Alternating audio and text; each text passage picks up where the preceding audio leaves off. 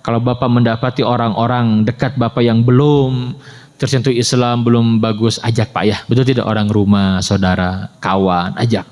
Kita punya komunitas, belum mau ke masjid, kita deketin. Ajak ke masjid Pak. Apalagi punya kawan non-muslim yang dia berpotensi baik, dakwahi Pak. Bismillahirrahmanirrahim. Assalamualaikum warahmatullahi wabarakatuh.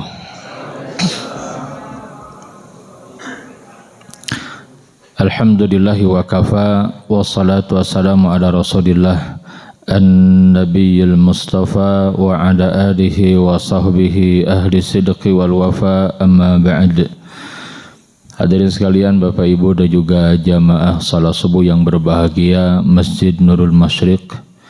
Alhamdulillah pada pagi hari ini Allah Subhanahu wa taala pertemukan kita kembali di masjid yang kita cintai ini untuk melanjutkan kajian sejarah peradaban Islam, tema besarnya, dan kita awali dengan pembahasan tentang Sirah Nabawiyah. Tema pada pagi hari ini adalah kita akan membedah periode dan tahapan dakwah di Mekah. Ya, mudah-mudahan yang disampaikan menjadi ilmu, pencerahan, dan semoga semakin menambah keimanan kepada Allah dan kecintaan kepada Rasulullah dan kesungguhan untuk mengikuti Rasulullah sallallahu alaihi wasallam. Dan juga kita berdoa semoga majelis ilmu kita pada pagi hari ini diberkahi dan dirahmati Allah Subhanahu wa taala. Mudah-mudahan hadirnya dan duduknya kita saat ini di masjid yang kita cintai ini dicatat sebagai amal saleh yang akan memberatkan timbangan amal kebaikan kita semua di akhirat nanti. Allahumma rabbana taqabbal minna innaka antas samiul alim wa tub alaina innaka antat tawwabur rahim. Hadirin sekalian, kita masuk kepada kajian Al-Ahdun Nubuwah. Ini karena terbatas waktu, Pak Novan terus memberikan arahan. Setelah terbatas waktu, tolong semua materi sirah sampai siap. Saya bilang, ya kan sebulan sekali ya. Semoga masih ingat yang sebelumnya gitu. Jadi ini berat memang buat saya ya. Karena pertemuannya sebulan sekali. Jadi saya berusaha untuk menyampaikan intisari dari Sirah Nabawiyah. Selebihnya nanti Bapak Ibu bisa baca dari buku yang banyak sekarang Pak. Bersyukur kita ya. Terjemah dari kitab-kitab sirah Pak. Yang terkenal itu sekarang banyak sekali. Di zaman saya dulu belajar nggak terlalu banyak Pak, beberapa saja. Sekarang mau banyak, masya Allah. Ya, tinggal kita mau baca tidak, bahkan kalau malas lihat buku karena tebalnya kan nggak kelihatan tebal kalau buku Pak ya. Ya, ini aja yang saya bawa Pak. Ya, sebenarnya buku paling tipis untuk Sirah Nabawiyah Pak. Segini nih halamannya berapa nih? Kalau terjemah ya, ada hampir 800 halaman. Oh, ada yang tebal lagi gitu kan. Nah, sekarang mungkin lebih enak baca PDF ya. Tapi kalau bisa kalau kecil begini susah juga gitu ya. Kan PDF nggak kelihatan tebalnya kan. Tinggal baca saja gitu ya. Kalau buku ketebalan wah malas baca gitu ya. Nah, hadirin sekalian, kita membahas Al-Ahdun Nubuwah, periode kenabian Pak. Yang sebelumnya kita bahas tentang periode sebelum kenabian. Sempat disinggung tentang di awal-awal saya membahas tentang bagaimana menggali perang dari perang Mu'tah dan Tabuk ya, dengan tema besar opini waktu itu. Dan Ramadan kemarin karena berkaitan dengan Ramadan saya angkat tentang perang Badar. Nah, saya ingin menyampaikan tentang Al-Ahdun Nubuwah. Ya, periodisasi kenabian itu terbagi menjadi dua Pak. Ada Al-Ahdul Makki wal Ahdul Madani. Yang pertama ada periode Mekah. Yang kedua periode Madinah. Nah, saya berikan rumus lah hasil kajian saya dengan kawan-kawan untuk memudahkan Pak ya. Al-Ahdul Makki, periode Mekah itu rumusnya Pak kan 13 tahun ya. Untuk Madinah berapa? 10 tahun. Ini menarik Pak. Ya. Mengkaji Sirah Nabawiyah ketika masuk fase ini menarik sekali. Ini akan merubah mindset kita nanti. Kenapa? Karena Nabi yang mulia ini justru mulai produktif katakan gitu ya, di usia-usia yang sekarang kebanyakan orang apa Pak? Sudah memikirkan apa? Pensiun. Orang kalau pensiun yang terbaik apa Pak? Sudahlah, istirahat dari hiruk pikuk ya, dari apa? Dari aktivitas yang membosankan.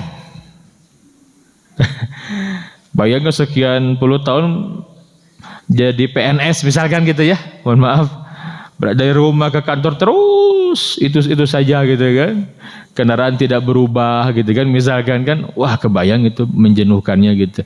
Yang dinantikan apa? Masa pensiun ya, bisa gendong apa Pak? Cucu.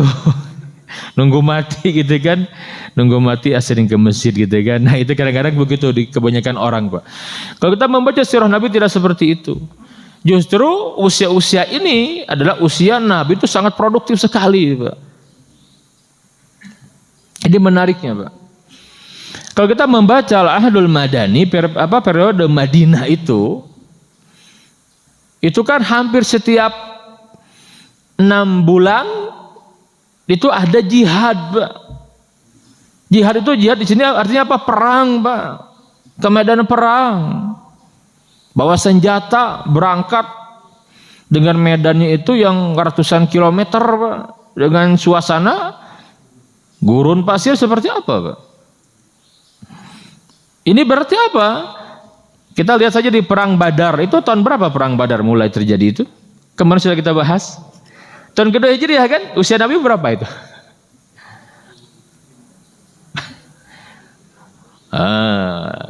Berapa? 5.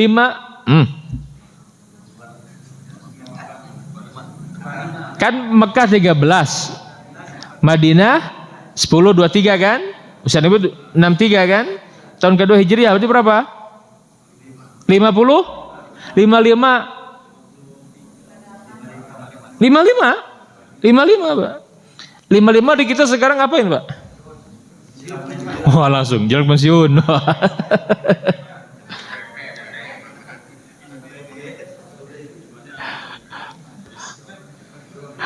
Menjelang masa pensiun ya. Nabi usia 55 sudah baru mulai Pak, start Pak. Baru mulai itu. Berarti kesimpulan kita apa Pak? Nabi itu secara fisik bagaimana? Sehat kan? Kalau encok gimana Pak? Susah. Segala kerasa nyari cangkeng, asam urat, kayaknya nggak bisa itu Pak. Kan kita kebanyakan begitu ya, sudah usia segitu tuh usia segala kerasa. Nabi tidak Pak, Masya Allah. Perang Badar, perang Uhud, perang Ahzab, nanti Futuh Makkah, Tabuk itu luar biasa. Terus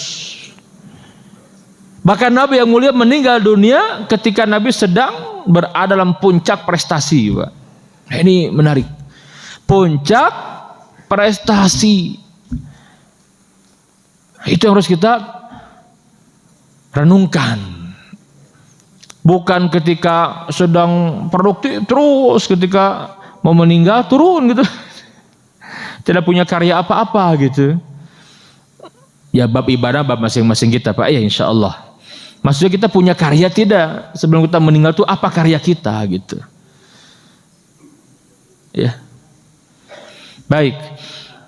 Hadirin sekalian, Al-Ahdul Makki biar memudahkan, periode Mekah yang terdiri dari atau yang berlangsung selama 13 tahun itu saya membuat rumus untuk memudahkan Pak ya. Saya lihat dari perubahan yang besar gitu. Nggak tahu kalau waktunya singkat, tepatnya dikatakan fase ya. Kalau fase kan lama ya. Tapi memang para ulama membahasakan begitu gitu. Cuma kalau kita lihat perubahan terjadi setiap 3 tahun Pak.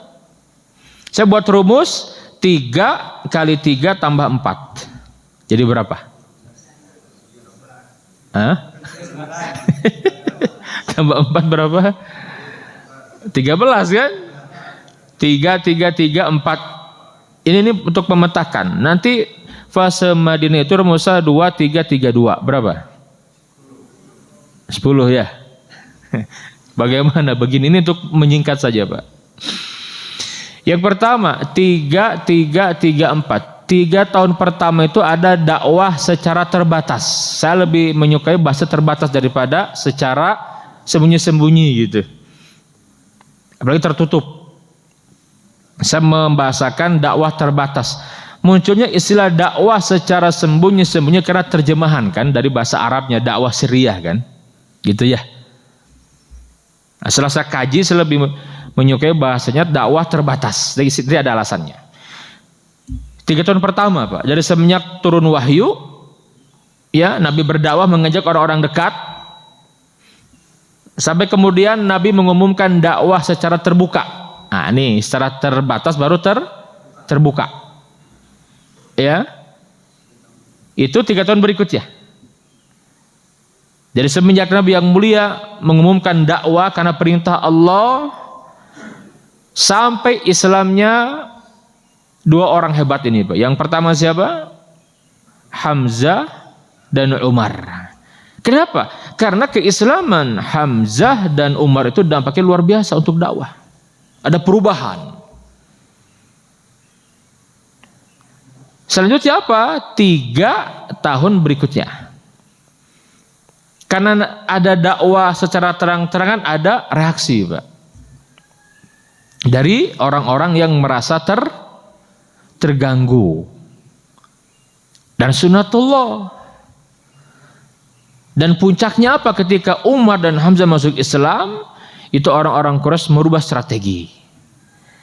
Yang tadinya melawan masing-masing gitu kan, setiap kabilah masing-masing tuh mengatasi orang-orang yang bermasalah versi mereka gitu.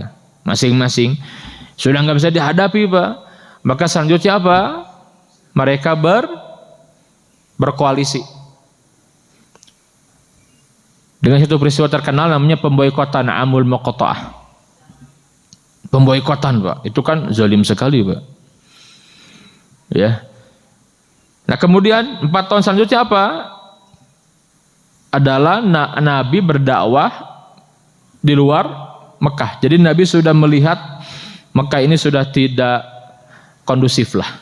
Untuk membangun basic dakwah itu sudah tidak kondusif. Nabi bukan tidak, jadi Nabi bukan kalah, bukan Pak. Justru Nabi itu menang. Mana bukti menangnya? Tekanan demi tekanan makin hebat. Loh kalau musuh menganggap kita ini nggak ada apa-apanya, nggak mungkin ada tekanan, betul tidak? Kan makin meningkat Pak. Nah, kalau kita nggak dianggap itu ngapain gitu kan? Harus diperlakukan dengan sebegitunya gitu. Sampai nanti puncaknya Nabi itu kan yang dicari itu. Maka nanti Nabi membidik kota Taif. Ternyata Allah menginginkan Madinah, nah gitu. Ya manusiawi lah kan, bicara tentang Mekah dan Taif itu kota besar Pak, kota hebat. Kalau Madinah itu kota dulu waktu zaman Nabi kan namanya Yatsrib. Itu kota yang gak dihitung, gak dilirik gitu. Tempat yang banyak masalah lah gitu. Secara politik juga sedang bermasalah karena perang saudara terus menerus, kan tidak kondusif. Ekonomi morat-marit, dikuasai orang-orang Yahudi gitu. Permusuhan. Tapi kenapa Allah memberikan Madinah bukan Taif yang sudah jadi katakan? Secara logikanya ya wajar Pak ya. Wah kayak kalau Taif bisa dikuasai jadi dakwah ini lebih mudah. Itu Nabi begitu. Tapi Allah tidak seperti itu. Allah memberikan Yatsrib yang kemudian menjadi Madinah gitu. Ya.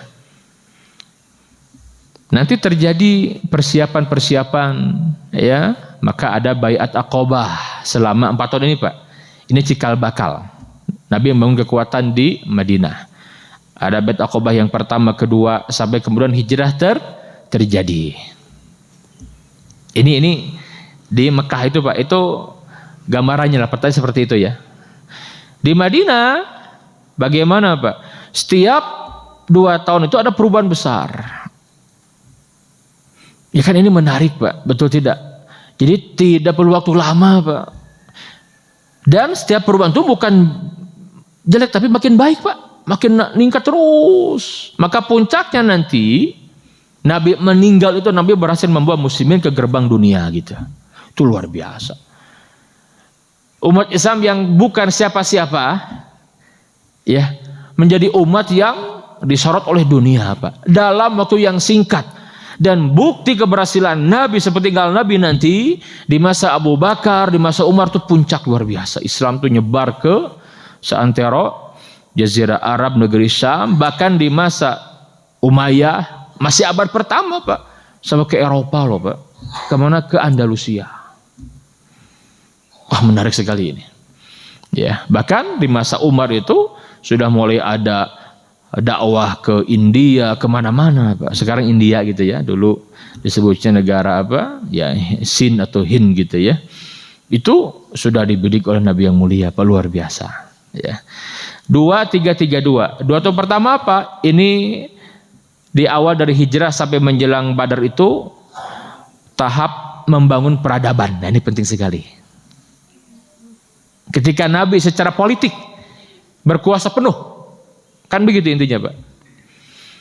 Nabi sebagai pemimpin utama di Madinah, karena Islam itu membawa peradaban. Ya, Nabi memulai dengan taksis hadarah. Bagaimana Nabi membangun peradaban? Maka dibangunlah masjid, apalagi ekonomi pasar, al-ukhuwah al-muakhah bainal muhajirin wal ansar, persaudaraan secara sosial itu luar biasa penting sekali. Gimana bisa maju kalau di sebuah negara ada cabong dan kampret misalkan? Susah, Pak. Ini kita sedih sekali, Pak.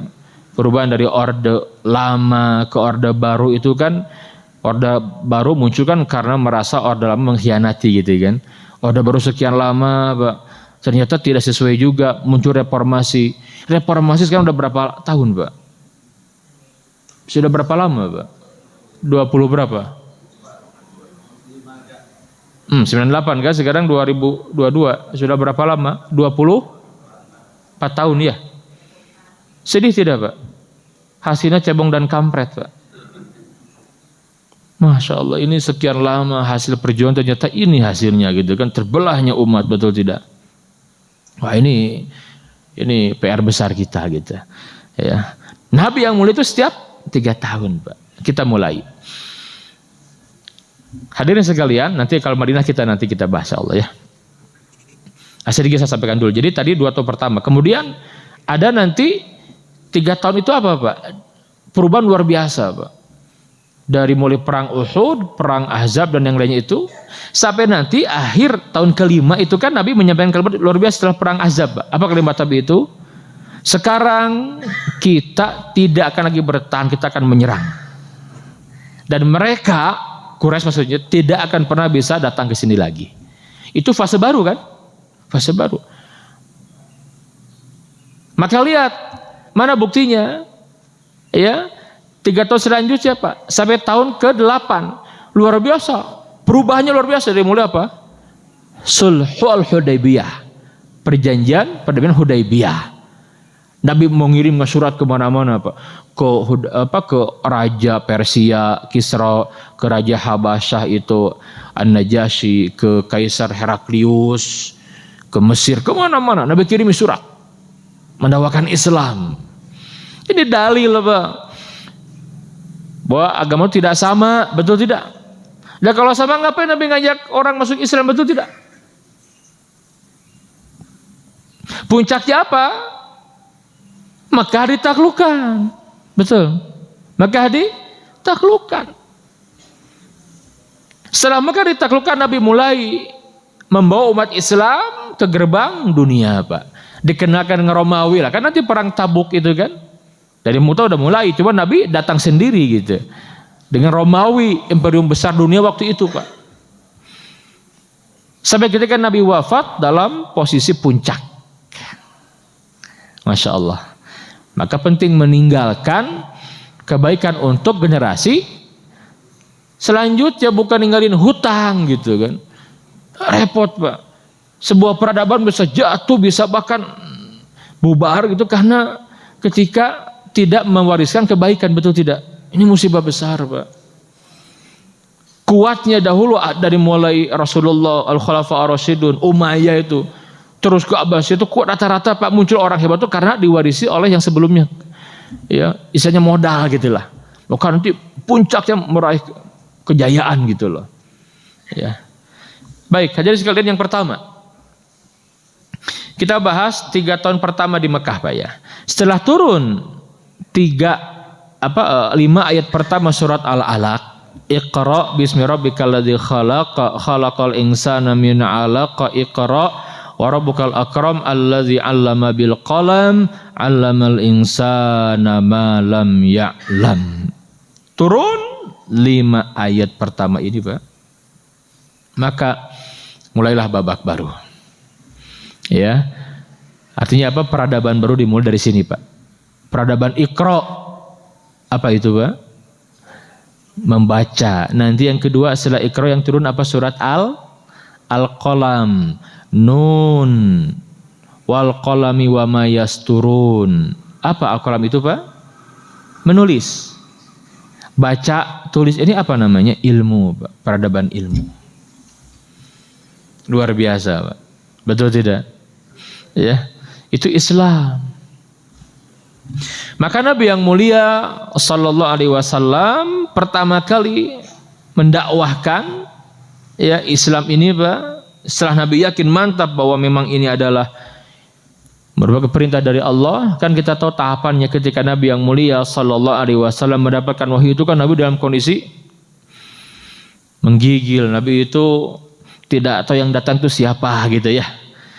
Yang Nabi khawatirkan apa, Pak? Yang Nabi khawatirkan yang datang kepada beliau itu jin dan jadi dukun nantinya gitu lah. Loh, iya begitu, Nabi khawatir kan. Itu karena di waktu itu yang namanya dukun itu, Pak, jadi rujukan dan Nabi tidak menyukai itu gitu loh. Ya. Nabi tidak menyukai, Pak. Ini Nabi itu kaget gitu. Maka Nabi kan mengadukan kepada Khadijah gitu. Ya Khadijah, ada apa denganku ini? Zamiluni, zamiluni, zamiluni ya Khadijah. Selimutilah aku, selimutilah aku, selimutilah aku ya Khadijah. Nabi itu menggigil, Pak, nggak tahu. Khadijah seorang istri yang salehah, yang sangat faham, masya Allah, tabarakallah. Saya pernah bahas di sini ya dulu ya, bagaimana Khadijah perannya luar biasa, Pak. Nggak terbawa gempur cik orang banyak.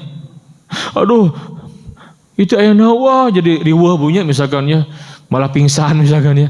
Enggak, Bu. Khadijah tampil. Enggak ditanya dulu enggak. Diajak Rasul itu ke rumah, tidur, diselimuti dulu setelah hilang rasa apa paniknya gitu ya. Ya, dikasih minum dulu, baru kemudian diskusi.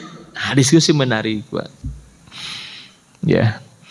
Ada apa suamiku? Coba ceritakan. Diceritakan oleh beliau, Pak. Khadijah, Pak, tidak tahu juga kan beliau kan? Gak punya ilmu kan? Gak punya ilmu beliau. Ini apa yang datang kepada suamiku? Tapi satu kata, beliau berhusnudzon. Kenapa? Harus karena faham benar, betul tidak? 15 tahun mendampingi beliau kan? Sampai Nabi dapatkan 15 tahun, Pak. Tahu percis suaminya ini orang yang baik, nggak mungkin disia-siakan, dihinakan, nggak mungkin gitu. Tapi beliau tahu, sadar diri, nggak punya ilmu, nggak punya ilmu. Maka beliau menyampaikan setelah memberikan penguatan, kata Khadijah, wahai suamiku, engkau bukan orang yang engkau tuh orang yang baik gitu. Tidak mungkin Allah menghinakan dan menyanyikan orang seperti engkau. Tidak mungkin. Aku menjadi saksi. Disebutkan cirinya. Engkau itu suka menyambung silaturahim, membantu orang yang susah, memberi makan orang yang kelaparan, menanggung beban orang-orang yang punya beban. Masya Allah. Itu Nabi yang mulia, Pak. Gini saja, kita datangi Waraqah, putra pamanku. Artinya apa? Khadijah tahu diri, tidak kemudian sok tahu gitu. Sekarang banyak yang saya tahu kan, Pak? Tidak, Pak. Hasilnya lihat ketika Khadijah membawa suaminya ketemu dengan Waraqah bin Naufal, seorang yang ahli, paham dia, Pak. Kalau ahli kan nggak aneh kan, ahli, Pak. Kalau baca bagaimana ketika Nabi menceritakan kepada Waraqah, oh itu menamus. Apa namus itu, Pak? Jibril itu bahasa Ibrani. Kan dia paham bahasa Ibrani, Pak. Itu Jibril yang datang kepada Nabi Musa dulu, kepada para nabi, ngasih wahyu. Nah, begitu tuh. Ya. Apa kata beliau? Beruntunglah engkau wahai anak saudaraku. Masya Allah. Dikuatkan, Pak. Seandainya aku masih hidup, tatkala kau mengusirmu nanti, aku akan terdepan membela. Nabi kaget kan? Kenapa aku diusir? Apa salahku? Kata Waraqah, tidak ada orang yang membawa seperti yang engkau bawa saat ini, melainkan yang pertama kali akan menghadapi gangguan dari kaumnya sendiri. Dan akan diusir dari kampung halamannya. Semua Nabi kan begitu, betul tidak? Semua begitu, Pak. Ya laitani kuntu jada'an.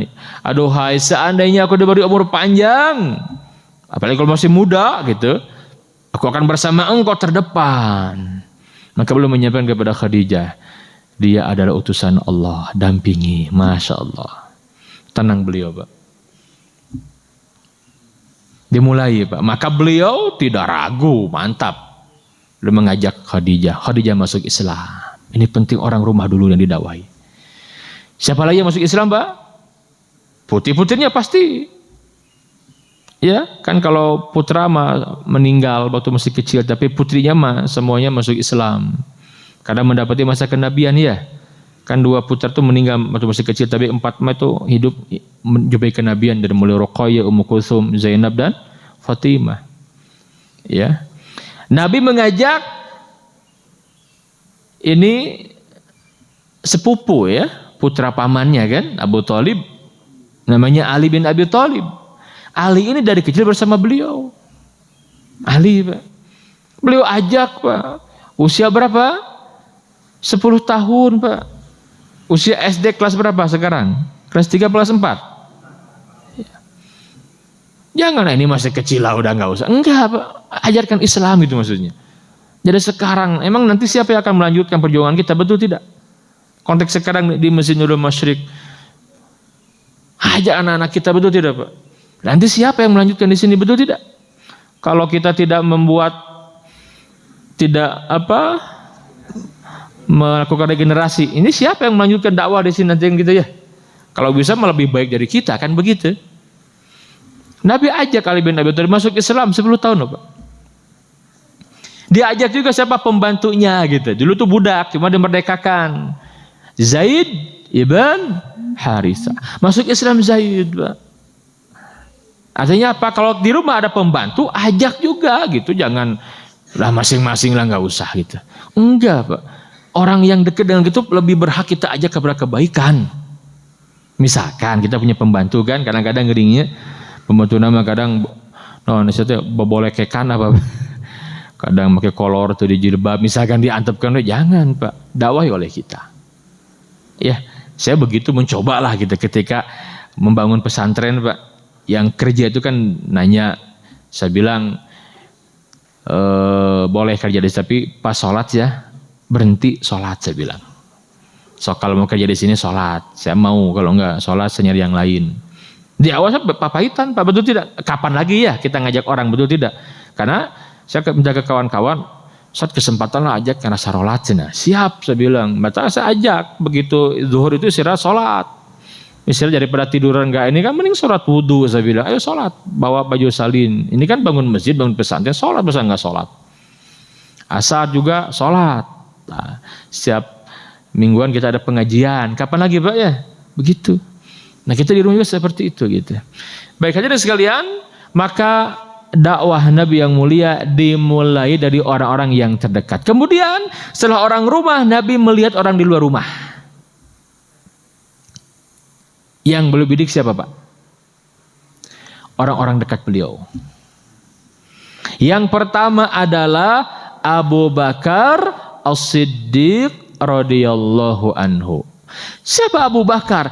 Temannya Nabi, Pak. Kan Nabi itu pengusaha kan, Pak ya? Pengusaha, Pak. Kalau pengusaha biasanya dekat sama pengusaha lagi. Betul tidak? Kan suka punya komunitas. Artis sama artis lagi kan gitu ya. Betul kan, kadang-kadang kita ini bisa berkomunikasi karena kesamaan hobi gitu kan. Karena profesi kan macam-macam Pak ya. Ya, yang suka touring gitu kan. Apa namanya di sini Pak? Touring apa Pak? Rumah Syirik. Jombi apa singkatannya Pak? Jamaah. Masya Allah, Jombi itu. Nah, jamaah Jombi serem juga ya. Kenapa? Biasanya kita membidik orang-orang yang kita kenal itu kan kita lebih mudah, nggak canggung, betul tidak? Nggak canggung, kita kenal kan ya, dan kita ingin Pak, ketika kita mengajak itu kan diterima, betul tidak? Ya ingin begitu. Coba kalau pertama dakwah ke orang yang nggak dikenal, ditolak, tiba-tiba gimana Pak? Demotivasi, betul tidak? Waduh berat dakwah ya, bisa mau ngajak deh ya. Kurang ngehes ya, can soleh. Jadi kayak alasan kan gitu kan. Ajak dulu orang yang kita tahu kemungkinan besar dia menerima, betul tidak? Kenapa Nabi mengajak Abu Bakar? Karena Abu Bakar itu orang yang soleh Pak. Tahu. Gini, Nabi tahu sama-sama punya kegelisahan, ingin ada perubahan. Itu Nabi tahu persis Abu Bakar Pak. Dia ini orang luar biasa gitu. Jadi kalau ngobrol ketemu tuh nggak mikirin bisnis saja gitu, mikirin nilai gitu kan, value itu dipikirkan gitu. Iku masa sih berhala disembah, nah gitu. Ya, mabok dianggap biasa, zina dianggap biasa, hukum ini seenaknya, ini nggak bener ini ya. Itu obrolan mereka itu begitu, Pak. Ayolah kita punya kontribusi, ayo. Tapi apa ya kontribusinya? Bingung, Pak. Maka Nabi mengajak Abu Bakar. Begitu diajak, bener Pak. Abu Bakar itu langsung menerima, Pak. Langsung, karena Abu Bakar juga yakin siapa yang mengajaknya tahu, karena moralnya apa? Kepercayaan Pak. Itu dakwah betul tidak teladan. Abu Bakar tuh nggak ragu siapa yang ngajak itu orang luar biasa di mata beliau gitu. Luar biasa Pak. Diajak langsung beliau ya menyambutnya gitu. Dia umumkan keislamannya, masya Allah. Kenapa dikatakan Abu Bakar? Karena Nabi tahu Pak. Sebelum masuk Islam sudah Abu Bakar gitu. Kan namanya bukan Abu Bakar Pak. Ada yang pernah baca siapa nama asli beliau? Halo? Bu, siapa Bu nama asli Abu Bakar Bu? Nama asli siapa? Hah? Abu? Itu orang tuanya. Gak apa. Siapa nama beliau siapa Pak? Ada yang pernah baca tidak? Ada yang pernah baca Pak? Yang benar boleh pulang dulu. Nama aslinya Abdullah Ibn Abu Quhafa. Abdullah namanya Pak. Tapi kenapa dikenal dari mudanya Abu Bakar? Apa arti Bakar itu? Ini kalau orang Syiah suka menuduhnya, oh itu perawan katanya, bapaknya perawan. Ujungnya menghina ujungnya Pak. Tidak benar Pak. Bakar di sini para ulama sejarah menyampaikan itu orang yang bersegera kepada kebaikan, itu bakar. Di dalam bahasa Arab itu ada kalimat bukrotan wa asila, wasabbihuhu bukrotan wa asila, dan bertasbihlah di waktu pagi. Dan kenapa pagi dikatakan bukroh itu? Karena lebih dulu gitu, ya kan? Dalam bahasa Arab, Bapak nyampe ke sini lebih awal. Mubakiron artinya wasaltul masjid nurul masyrik mubakiron, lebih dulu gitu loh. Bakar itu maksudnya yang lebih tepat. Maka dikatakan Abu Bakar itu orang yang bersegera kepada kebaikan. Sudah ada modalnya. Nah orang yang seperti ini kalau Bapak kenal Pak, yang dia belum masuk Islam misalkan beda agama, atau dia belum sungguh-sungguh ke Islamnya, ajak oleh Bapak. Peluangnya besar dia menerima. Saya buktikan itu Pak. Benar Pak. Saya setiap berangkat ibadah umroh atau haji, saya bimbing itu, saya perhatikan ada orang-orang yang punya potensi kebaikan, cuma sayang gitu. Karena kan kalau haji lama suka diskusi Pak ya, ngobrol. Masya Allah ini kesempatan. Saya ajak Pak. Saya dakwahi perlahan lagi. Sampai beliau menjadi orang ahli kebaikan gitu. Ada orang pengusaha yang dia Masya Allah gitu ya. Orang baik Pak. Kita arahkan, dia menjadi seorang yang Masya Allah punya pondok tahfidz di mana-mana gitu, bangun masjid di mana-mana, Masya Allah, kan lebih manfaat, betul tidak? Dan dia bersyukur, syukur, nuhun Ustaz diingatkan, diajak. Dia bingung dengan uang yang banyak, Kalau kita bingung uangnya nggak ada gitu kan, beliau bingung uangnya loba kamanakeun gitu kan. Bersyukur, Pak. Dan ternyata ketika diinfakkan di jalan Allah nggak berkurang kata beliau. Nah itu orang begitu tuh.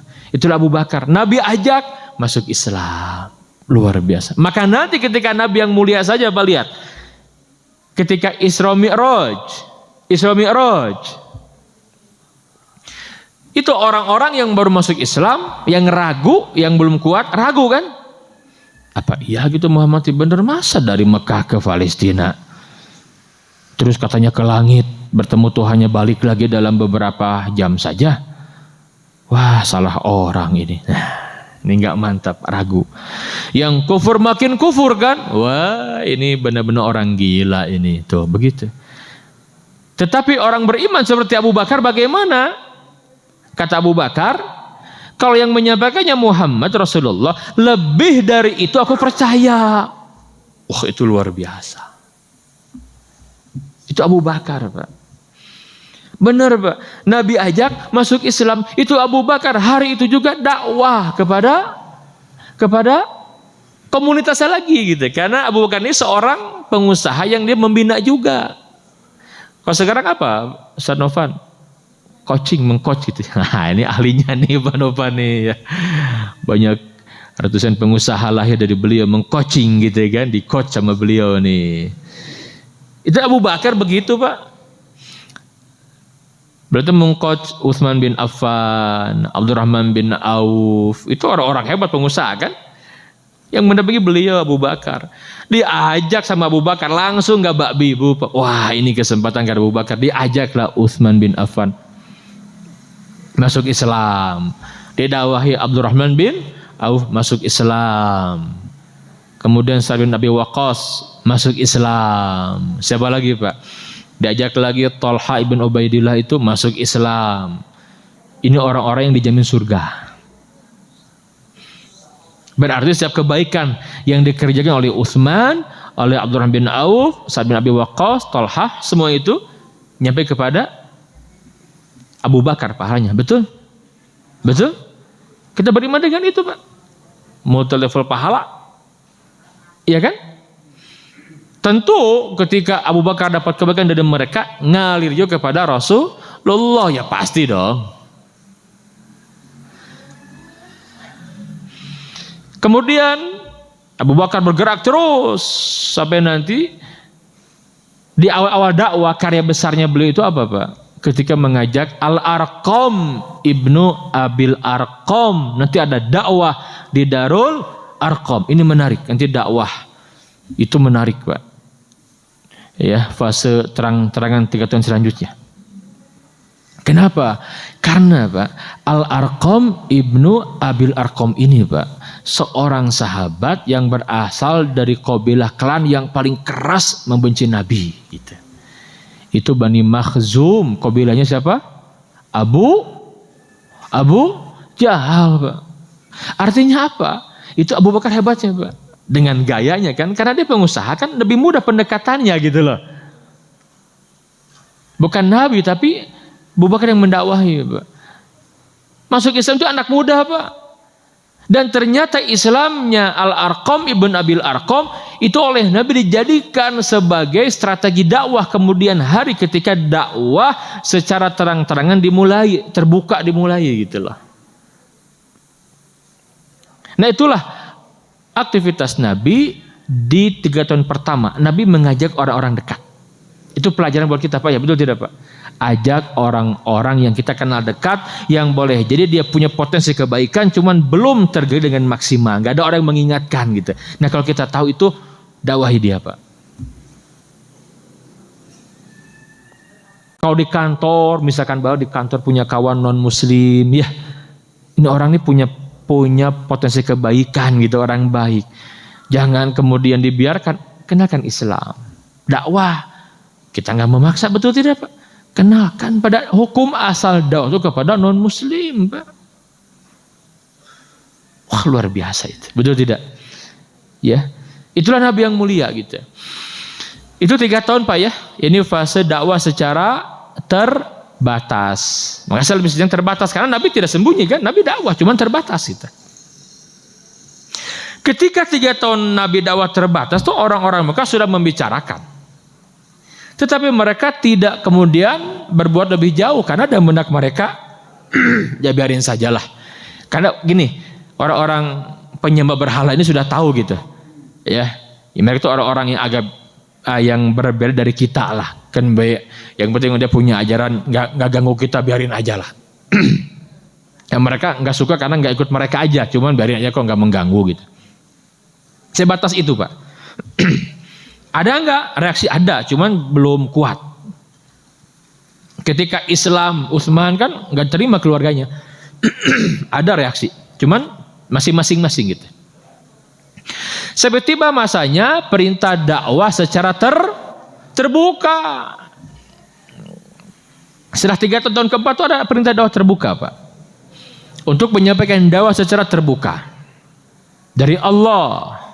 Fasda' bima tu'mar wa a'rid 'anil musyrikin. Sampaikan wahai Muhammad dakwah ini gitu. Ya, secara terbuka. Apapun yang diperintahkan Allah dan berpalinglah dari gangguan orang-orang musyrik. Jangan dilawan, berpaling, biarkan saja. Maka Nabi naik ke Bukit Safa. Nabi umumkan dakwah dengan kalimat yang luar biasa. Nabi buka dengan kalimat pembuka yang itu menjadi apa ya? Kunci, Pak. Bahwa Nabi dimusuhi bukan karena pribadinya, tapi karena ajarannya. Penting. Lihat kalimat Nabi, Pak. Ara'aitum, bagaimana menurut kalian?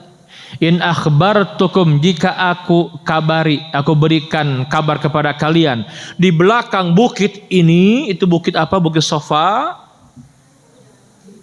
ada pasukan berkuda yang akan menghancurkan kalian, yang menyerang kalian.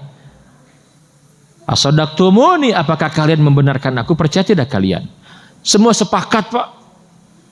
Percaya. Sadaqna, kami percaya engkau benar, kami tidak pernah mendapatkan engkau berdusta. Kan beliau itu al-amin, beliau tidak. Ini kunci, Pak. Ya. Setelah itu maka beliau memulai dakwah. Ini penting sekali, ini metode dakwah. Jadi kalau kita mau dakwah, pribadi kita bermasalah, repot. Betul tidak? Repot, pasti yang jadi alasan itu. Makanya ya kita harus kalau mau masuk kepada kafilah dakwah ini harus menjaga diri benar-benar, Pak. Karena orang tuh melihat itu, betul tidak? Berat. Secara kita juga berat, mental kita kalau kita tidak baik gitu kan. Apalagi kalau terbuka tidak baik orang tahu gitu kan.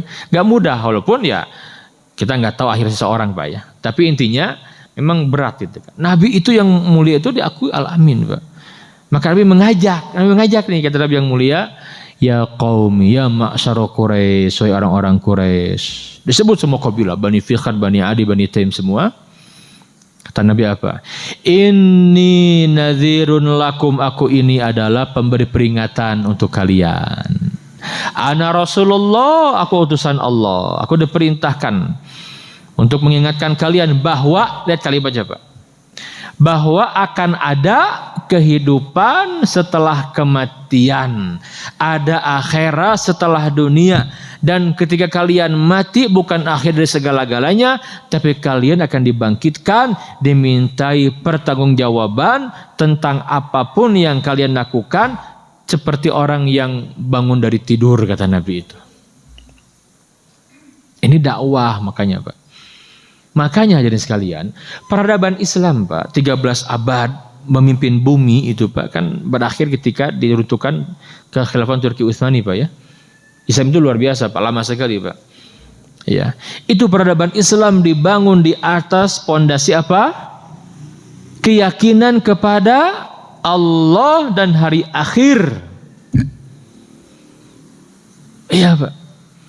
Yakin akan ada kehidupan setelah kematian, ada akhirat setelah dunia, dan semua ucapan perbuatan akan dimintai pertanggungjawaban, dan tugas kita di dunia itu memakmurkan bumi menjadi khalifah.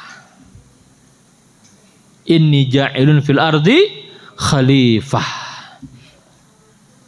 Maka membangun, Pak.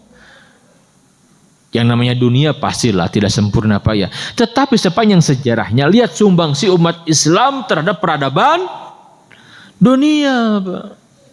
Ketika Eropa dalam kegelapan, nggak kenal peradaban, nggak kenal ilmu, nggak punya mereka, Pak.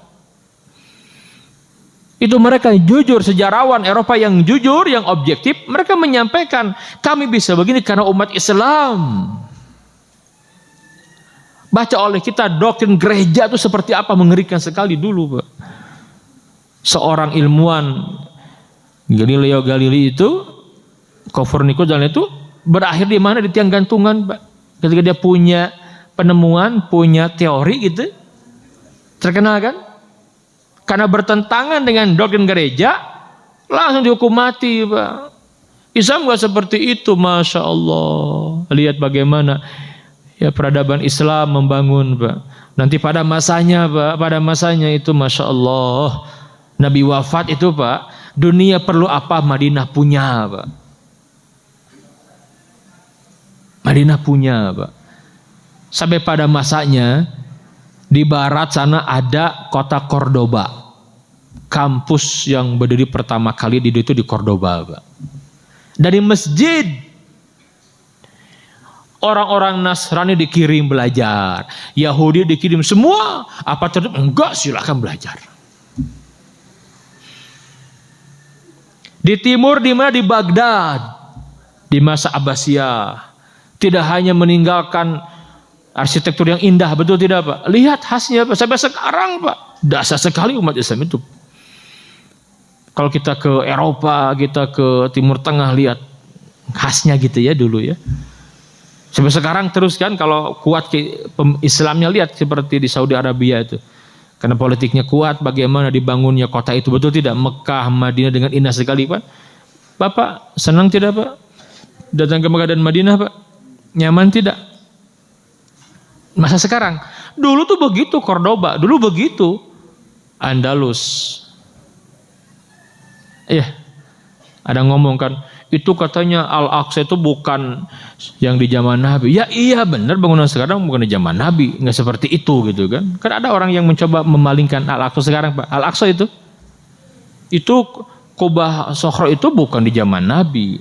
Emang benar, Pak, masjidnya dibangun bukan di zaman Nabi, tapi kan yang jadi pembahasan apa? Tanah haramnya Baitul Maqdis, Al-Qudsnya itu kan, yang luasnya 14,4 hektar itu. Kenapa? Itu, Pak, Masjid Qubatus Sokhroh, yang pernah ke sana tahu, Pak. Mungkin boleh lihat di gambar ya, Kubah Mas itu, Pak. Itu peninggalan dari zaman Bani Umayyah, Pak. Itu abad pertama. Lihat arsitektur udah tinggi sekali, Pak. Berarti itu sekian abad dulu. Betul? Dulu, Pak.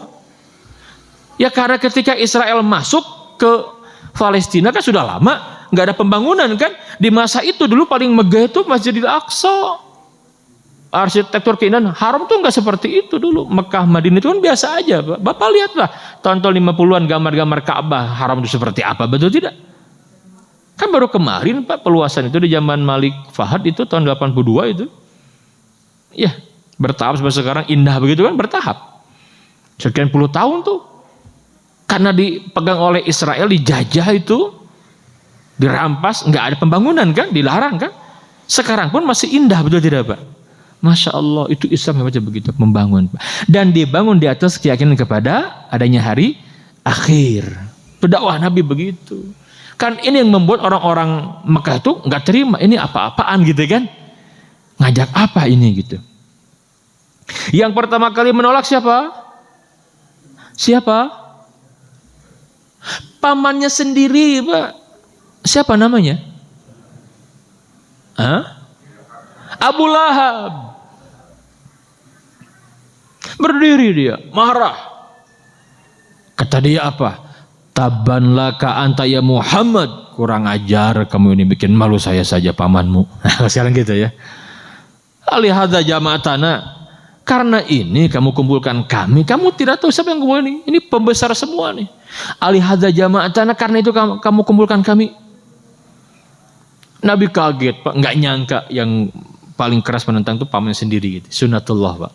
Jangan aneh kalau dakwah ditentang oleh keluarga dekat. Jangan aneh gitu. Itu sunnatullah begitu. Mungkin ada yang mengalami begitu, ada ya. Kalau ada yang mengalami itu jangan aneh, Pak. Nabi diam, tidak berkomentar sampai turun surat Al-Lahab. Di waktu itu tabat yada abi lahabi wa tab ma agna anhu maluhu wa ma kasab, dan seterusnya. Kata Allah, bukan kamu yang binasa tapi dia yang binasa. Itu fase dakwah 3 tahun berikut secara terbuka dimulai, Pak. Nah, karena Nabi mengumumkan dakwah, otomatis ada reaksi. Seperti apa? Waktunya habis, Sanoban. Tuh kan dah saya di gajah-gajah itu gancang gitu. Cukup Pak atau gimana? Bisa terserah para bapak nih. Cukup dulu Pak? Cukup Pak? Cukup? Cekap ya? Baik. Jadi memang masih harus panjang Pak ya. Tenang saja Pak, masih panjang. Semoga ada umur insya Allah. Nanti kita bedah 3 tahun berikutnya, menarik Pak. Karena ini ada reaksi Pak. Dan nanti Nabi memilih tadi itu rumah Al-Arqam. Kenapa dipilih rumah itu? Kan rumah itu anak muda. Dulu adat orang Arab tuh aib, Pak. Masa orang-orang tua tokoh kubur di rumah anak muda tuh gimana gitu. Ternyata Nabi mengambil langkah ini sebagai strategi, yang dengan itu Nabi ketika berdakwah mengajari sahabat yang masuk Islam di Darul Arqam itu tidak pernah ada riwayat Nabi digerebek, dibubarkan pengajian, nggak ada itu. Iya, karena strateginya luar negeri, dicekal, nggak ada Pak. Kenapa? Karena Al-Arqam itu kan dari Bani Makhzum, rumahnya di perkampungan Bani Makhzum dekat Abu Jahal Pak. Bayangin, kan mikir musuh, nggak berpikir masa Muhammad wani-wanian datang ke sarang musuh gitu kan. Itu Nabi luar biasa strategi, dan itu perubahan terjadi Pak. Ya. Baik, karena waktu sudah jam 6:10 dan sudah sepakat diakhiri ya, insya Allah. Semoga ada umur, kita lanjutkan di pertemuan selanjutnya. Sebagai penutup yang ingin saya sampaikan, mari kita miliki himmah dakwah Pak ya, karena keutamaannya, pahalanya. Terbayang Pak, Bapak ngajak seseorang, dia kemudian bagus keislamannya, menjadi orang hebat, punya murid banyak, Bapak mendapatkan kebaikannya. Itulah orang-orang yang cerdas Pak. Bukankah kalau kita mati semua amal terputus kecuali apa? 3 hal, apa diantaranya? Ilmu yang termasuk dakwah Pak. Ini masuk dakwah di sana. Maka kalau Bapak mendapati orang-orang dekat Bapak yang belum tersentuh Islam, belum bagus, ajak Pak ya. Betul tidak? Orang rumah, saudara, kawan, ajak. Kita punya komunitas, belum mau ke masjid, kita deketin. Ajak ke masjid Pak. Apalagi punya kawan non muslim yang dia berpotensi baik, dakwahi Pak. Bisa nanti di akhir ditanya sama Allah, kamu nih punya kawan dekat padahal dia orang baik, kenapa nggak didakwahi? Kenalkan, minimal kenalkan Islam lah gitu. Kenalkan, mau nerima mau tidak terserah dia kan, minimal kita mengajak gitu kan. Ya. Allah alam bisawab, ini yang disampaikan. Fa'tabiru ya udil albab. Subhanakallahumma wa bihamdika asyhadu an la ilaha illa anta astaghfiruka wa atubu ilaik.